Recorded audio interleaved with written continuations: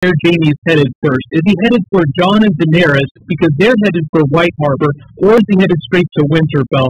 It makes sense that he tried to meet with King Daenerys first before anybody went to Winterfell. So eventually they'll all be there. And Bran isn't petty, so it'll be more awkward for Jaime than it will for Bran. But it'll just be a fun payoff just to bring it all the way back around from him pushing him out that window. Next one, Minnie asks, I thought the wall was protected by strong magic against the White Walkers, and technically the dragon is now a White Walker. It kind of doesn't make sense. So the thing with the wall is I think it's one of those things where they just fast forward over a plot and they don't explain the logic of it. Most likely scenario is that because Bran was marked, he broke the magic seal the way he broke the seal on the weirwood tree that allowed them to get in. But in addition to the seal being broken, the Night King needed something powerful enough to bring down a portion of the wall to bring the army through. It's so massive that they could probably take down the gate at Eastwatch.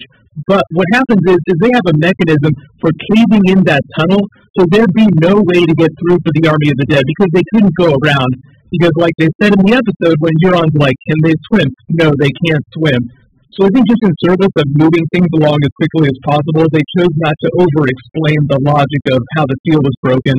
Next one, big Tyrion question. Manu asks, why was Tyrion watching them have sex? I don't get why he was just waiting there. Well, so in the behind the scenes, Tyrion actually says that it won't end well for everyone, and he's really worried about that. That's kind of been my takeaway, is that he's just really worried it's going to blow up in their face. It's dangerous for everybody involved. I'm sure it's good for both of them in the moment, but you don't even get the relief of how beautiful it could be or it should be. It's not good. But it should be, but it's not. It's Game of Thrones. It's a long history of romance not ending well on this show. Watching the cast react to that is kind of funny, but it's interesting to see how the characters will react to that. Next question, Chris asks, what happened to Tormund and Beric? So there are really two likely scenarios, and in both of them, they get away.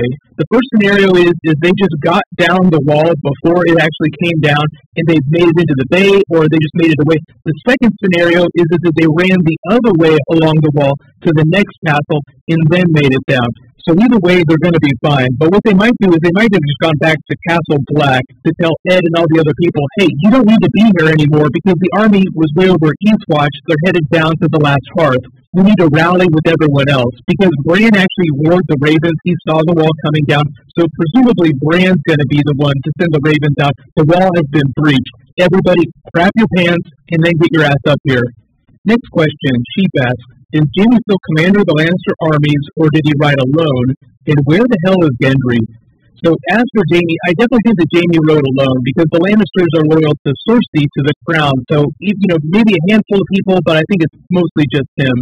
As for Gendry, I know it's kind of a Rhaegal situation after episode 6, because at the end of episode 6, after they're all escaping, when they get back to the wall and Daenerys is waiting for Jon, Rhaegal isn't anywhere to be found, so presumably he went back to Dragonstone. So that's my assumption for Gendry too, because Gendry is all about blacksmithing, they're making weapons. It would make sense that he's trying to help out back at Dragonstone, work on that stuff. Next one, Savage asks, who becomes king if both Jon and Dany die?